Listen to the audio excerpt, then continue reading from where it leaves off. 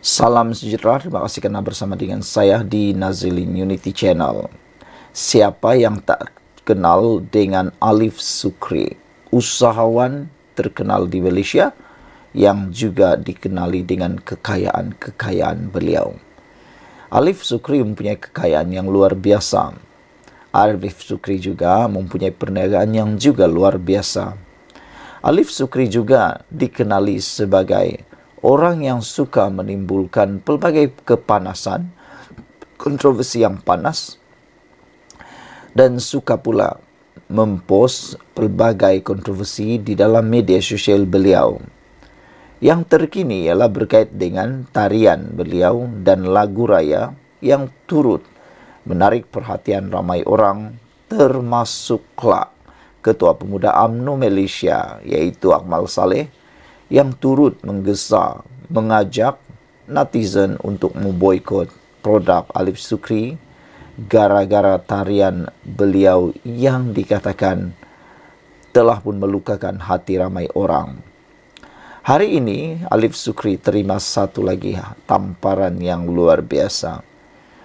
Tamparan ini bukan calang-calang. Sudahlah Alif Sukri produknya diboikot. Kali ini pula tamparan yang lebih besar ialah apabila beliau disaman dengan nilai 70 juta ringgit. Saudara-saudara sekalian, kita tak tahulah adakah Alif Sukri mempunyai uang yang cukup membayar 70 juta ini sekiranya beliau kalah di dalam saman fitnah ini. 70 juta bukan satu nilai yang kecil. Ini nilai yang sangat besar. Ditambah pula Alif Sukri sekarang ini produknya juga telah diboikot. Kalaulah penjualan produk Alif Sukri mengalami kemerosotan, mampu lagi ke Alif Sukri bangkit semula? Siapakah orang yang bersungguh-sungguh? Siapakah orang yang mempunyai keinginan, keberanian menyaman 70 juta ini? Dan apa pula ceritanya? RM 70 juta. Itu jumlah tuntutan saman daripada Tan Sri Abdul Kadir Sheikh Fadzir terhadap ahli perniagaan Datuk Sri Alif Sukri Kamarul Zaman atas dakwaan memfitnah. Wow. Orang yang menyaman Alif Sukri ini bukanlah calang-calang.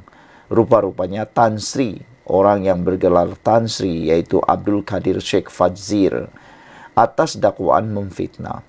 Bekas Menteri Kebudayaan, Kesenian dan Kebudayaan itu memfailkan saman selaku pelanatif terhadap Alif Sukri 37 tahun sebagai defendant pada 6 September 2023. Abdul Kadir 84 berkata usahawan berkenaan mengeluarkan kenyataan fitnah di Instagram pada Facebook dan Facebook pada 2 Julai 2023. Beliau mendakwa kenyataan itu membawa maksud antaranya pelanatif berhutang dengan defendant jutaan ringgit. Gambar pelanatif juga diletakkan pada kenyataan yang mengundang komen negatif daripada pembaca. Selain tuntutan 70 juta ringgit, Abdul Kadir meminta ganti rugi yang dinilai mahkamah dan perintah supaya defendant memberi aku janji bertulis tidak akan menyiarkan sebarang fitnah terhadap pelanatif. Defendant juga dituntut melakukan permohonan maaf tanpa syarat disiarkan di akaun media sosial usahawan terbabit selama 7 hari. Alif Sukri menerusi pernyataan pembelaan pula mendakwa membuat bayaran pelaburan 30 juta bagi mematuhi perjanjian usaha sama bertarikh 26 November 2018 membabitkan pelanatif defendant serta 2 syarikat. Pihak-pihak dalam perjanjian usaha sama gagal membuat pembayaran wang dilaburkan saya dan segala pelanggaran janji. Sedemikian termasuk aku janji diberikan kepada saya adalah pengetahuan pelanatif sendiri, kata Alif Sukri. Sekian dulu untuk kali ini. Jangan lupa tinggalkan komen anda, tekan butang subscribe. Bye-bye. Salam sejahtera, terima kasih kerana bersama dengan saya di Nazilin Unity Channel. Hari ini kita digemparkan dengan laporan luar biasa. Walau bagaimanapun, kita sebenarnya tunggu-tunggu isu ini. Ini apabila kerajaan bertindak luar biasa Para pemfitnah di luar sana sepatutnya dengan segera diambil tindakan supaya kerajaan ini tidak tergugat, supaya negara ini tidak terkucar-kacir. Bayangkan karena beberapa kerat pemfitnah yang tidak serik-serik melakukan fitnah ini, banyak perkara yang tidak tepat, yang bohong, termakan oleh para netizen dan rakyat Malaysia. Yang kesiannya ialah ramai makcik, pakcik-pakcik, abang-abang, datuk-datuk, nenek-nenek yang termakan fitnah tersebut bulat-bulat, yang turut menikmati dosa fitnah tersebut. Hari ini diberitakan 3 ikon pemfitnah kena panggil SKMM. Siapakah 3 ikon yang disebutkan ini?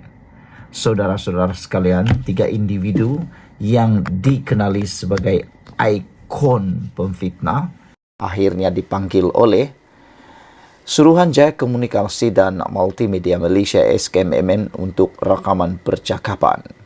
3 individu yang dikenali sebagai menabur fitnah tersebut. Mereka yang terbabit ialah Badrul Hisham Syarin atau Cikgu Bad, Muhammad Salim Iskandar, dan Wan Muhammad Azri Wan Derus atau juga dikenali sebagai Papa Gomo.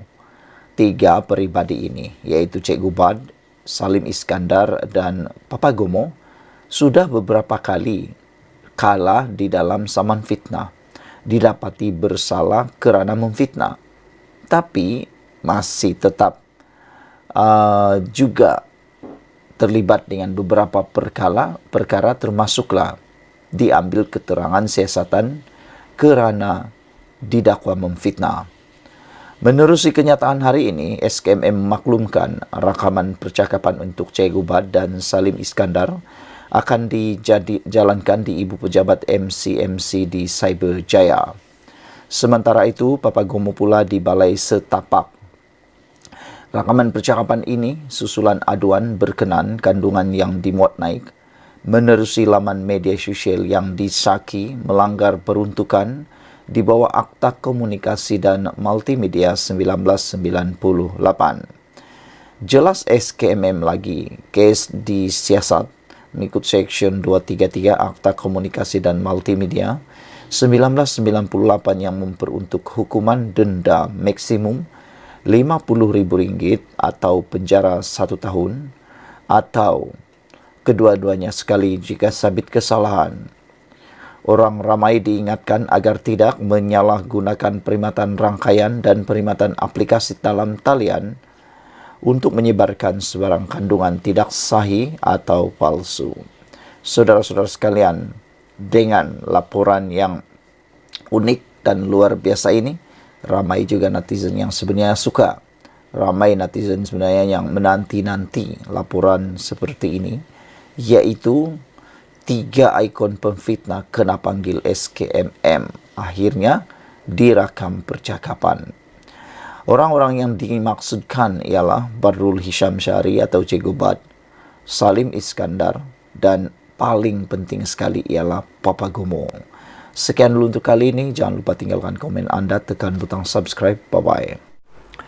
Salam sejahtera, terima kasih karena bersama dengan saya di Nazilin Unity Channel. Akhirnya sekali lagi, Tun Mahathir tiba-tiba tampil menyatakan sesuatu yang luar biasa.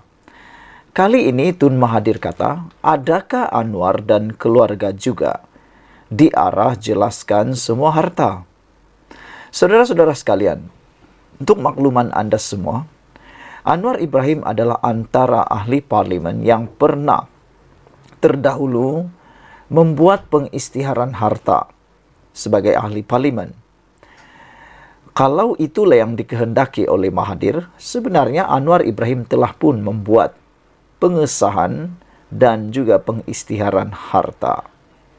Saudara, adakah persoalan daripada Tun Mahathir ini semata-mata untuk mempertahankan diri ataupun sekadar semata-mata untuk mengalihkan perhatian netizen berkait dengan isu siasatan kekayaan keluarga Tun Mahathir? Dr. Mahathir Mohamad mempertikaikan SPRM berhubung dakwaan siasatan terhadap kekayaannya. Menjadi pertanyaan sekarang ialah, berani kerana benar, takut kerana salah. Kalau benar Tun Mahathir tidak mempunyai apa-apa masalah, buat apa nak takut, kata netizen. Biarlah SPRM menjalankan tanggungjawab mereka. Dan untuk perkara berkait dengan kenyataan untuk membuat siasatan terhadap kekayaan Anwar Ibrahim dan juga keluarganya, sebenarnya itu telah dilakukan oleh Anwar Ibrahim. Jadi apa lagi sebenarnya yang dikehendaki? Bekas Perdana Menteri itu turut mempersoalkan sama ada SPRM juga mengarahkan seterunya Perdana Menteri Anwar Ibrahim dan keluarga untuk menjelaskan harta seperti yang dilakukan terhadap anak-anaknya. Pada pendapat netizen, mereka kata, tak apalah kalau betul SPRM nak siasat keluarga Anwar Ibrahim, silakan, kata mereka. Kerana ramai yang yakin dan percaya bahawa tiada masalah untuk Anwar Ibrahim disiasat. Kerana sebelum ini Anwar Ibrahim telah pun mengisytiharkan harta beliau. SPRM kini sedang dalam proses menuntut pengisytiharan aset daripada dua anak Mahathir, iaitu Mokzani dan Mirzan. Bagaimanapun, kedua-duanya mendakwa Mahathir adalah sasaran sebenar siasatan rasuah itu. Satu dakwaan yang tidak disahkan atau dinafikan oleh SPRM. Dalam kenyataannya hari ini, Mahathir berkata bahawa notis SPRM yang dihantar kepada Mirzan menyatakan bahawa Suruhanjaya itu mendapati dia telah melakukan kesalahan di bawah Seksyen 23 Akta SPRM yang meliputi penyalahgunaan kuasa. Setakat saya tahu, saya tidak pernah disiasat. Tetapi notis SPRM menyatakan saya melakukan kesalahan, kata Mahathir. Mahathir berkata bahawa dia telah memulakan saman fitnah terhadap Anwar tahun lepas kerana dakwaan dia mempunyai harta berbilion ringgit. Hingga sekarang, Anwar tidak dapat tunjuk bukti saya memiliki berbilion ringgit. Ini bermakna hingga sekarang saya belum didapati bersalah, kata Mahathir lagi. Jika SPRM ada bukti, tunjuklah, katanya lagi. Sementara itu, Mahathir turut menimbulkan persoalan mengenai kekayaan Anwar merujuk kepada akaun atau akuan berkanun oleh bekas penolong Gubernur Bank Negara Abdul Murad Khalid pada Oktober 1999 yang mendakwa Anwar mempunyai kira-kira 3 bilion dalam 20 akaun peribadi yang berasingan. SPRM pada Januari lalu berkata Badan Pencegah Rasuah BPR sebelum ini telah menyiasat dakwaan terhadap Anwar itu ketika Mahathir menjadi Perdana Menteri. Siasatan mendapati tiada kes terhadap Anwar. Jadi, apa lagi sebenarnya yang Mahathir mahukan? Sedangkan BPR, Badan Pencegah Rasuah pada sebelum ini telah menyiasat dakwaan terhadap Anwar itu ketika Mahathir menjadi Perdana Menteri dan keputusannya ialah tiada kes terhadap Anwar. Jadi apa lagi yang dituntut oleh Mahathir? Bekas Perdana Menteri itu bagaimanapun tidak berpuas hati dengan perkara ini. Apa sebenarnya yang memuaskan hati Tun Mahathir? Adakah kalau Anwar Ibrahim ditangkap dan didapati bersalah barulah hati Mahathir puas? Itulah yang menyebabkan netizen cukup hairan dengan Mahathir. Walaupun Anwar tidak didapati bersalah, kenapa statutory declaration akuan berkanun Murad tidak ditarik balik, kata Mahathir? Apakah isteri dan anak-anak Anwar diarah menjelaskan semua harta mereka soalnya? Pada tahun 2012 dilaporkan Murad menarik balik akuan berkanun dan menuduh BPR memaksa dia menandatangani dokumen tersebut. Jadi rupa-rupanya Murad menarik balik akuan berkanun dan menuduh BPR memaksa. Sementara itu Anwar, istrinya, Dr. Wan Aziza Ismail dan anak sulung mereka Nurul Izzah telah mengisytiharkan harta sebelum pilihan raya umum ke-15. Sebagai sebahagian daripada usaha PKR untuk membuktikan ketelusannya. Jadi, apa lagi yang Mahathir mahukan? Anwar Ibrahim, istrinya Wan Aziza dan juga anaknya Nurul Izzah telah mengisytiharkan harta. Anwar sendiri mengisytiharkan pada masa itu aset bersih sebanyak 11,18 juta. Aset bersih Wan Aziza ketika itu ialah 1,36 juta, manakala Aset bersih Nurul Izzah ketika itu ialah Rp808.761 Malaysia. Pengisytiharan aset awam terakhir Mahathir pada tahun 2019 meletakkan asetnya pada masa itu berjumlah 32,2 juta. Wow, nampaknya jumlah aset Mahathir yang diisytiharkan, pengisytiharan awam terakhir Mahathir pada tahun 2019 adalah sebanyak 32,2 juta, jauh lebih meninggalkan Anwar Ibrahim yang hanya ada 11,18 juta. Sekian dulu untuk kali ini. Jangan lupa tinggalkan komen Anda, tekan butang subscribe. Bye-bye. Selamat petang, salam sejahtera. Terima kasih karena bersama dengan saya di Nazilin Unity Channel. Dengan pendedahan yang luar biasa ini, dijangka akan ada bergerombolan berjuta akan mengalih sokongan kepada Perdana Menteri Anwar Ibrahim. Ini apabila Anwar Ibrahim dianggap kini menjadi hero yang tidak didendang. Dalam diam-diam, rupanya Anwar Ibrahim adalah hero yang tiada siapa jangka sama sekali. Misi gila Anwar bukti Perdana Menteri prihatin kebajikan rakyat. Rupa-rupanya baru-baru ini Anwar Ibrahim telah mengusahakan satu usaha yang dipanggil misi gila, yang boleh kata hampir mustahil boleh dilakukan, tetapi apabila dengan kebijaksanaan, kepintaran, kewibawaan dan pengaruh Anwar Ibrahim di serantau dunia, misi gila yang hampir mustahil itu berjaya dilaksanakan. Ini apabila kejayaan mengeluarkan keluarga aktivis Malaysia, yaitu Muhammad Nadir Al-Nuri Kamarul Zaman dari Rafah, adalah bukti keprihatinan Perdana Menteri Datuk Seri Anwar Ibrahim terhadap rakyat. Menteri di Jabatan Perdana Menteri Hal Ehwal Agama, Datuk Dr. Muhammad Naim Mokhtar berkata, ia jelas menggambarkan kebijaksanaan kepimpinan Datuk Seri Anwar Ibrahim yang cukup dihormati dunia, sehingga mampu melaksanakan misi yang dilihat mustahil. Jabatan Perdana Menteri Hal Ehwal Agama ingin merakamkan setinggi-tinggi penghargaan atas kesungguhan yang amat berhormat Perdana Menteri sehingga berjaya menyatukan keluarga saudara Nadir Al-Nuri, Ketua Pegawai Eksekutif Cinta Gaza Malaysia. Kejayaan ini menzahirkan keprihatinan tinggi Perdana Menteri kepada soal kebajikan rakyat. Selain daya kebijaksanaan, kepimpinan beliau yang cukup dihormati dunia, sehingga misi besar menyatukan keluarga saudara Nadir Al-Nuri yang sebelum ini berada di Palestin telah terlaksana dengan jayanya, kata beliau. Sementara itu, beliau menyeru semua pihak untuk terus bersama-sama dengan Perdana Menteri bagi menyatakan solidariti kepada perjuangan menuntut keamanan dan kesejahteraan negara Palestin. Kata beliau, marilah bersama-sama dengan keberkatan bulan Syawal ini, kita memperkukuh kesatuan dan berdoa kepada Allah agar dikurniakan kesejahteraan dan keberkatan buat rakyat Palestin, katanya. Nadir Al-Nuri menerusi satu perkongsian penuh emosi di Facebook memberitahu, Anwar adalah individu yang bertanggung jawab menjayakan misi gila, yaitu membawa keluarganya keluar dari Rafah dengan selamat. Jelas beliau, misi tersebut bukan perkara mudah, memandangkan Rafah saban hari berdepan serangan rejim Zionis.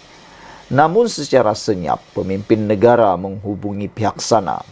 Ternyata diplomasi insani ini jauh lebih berkesan daripada kaedah yang lain, katanya ikhlas.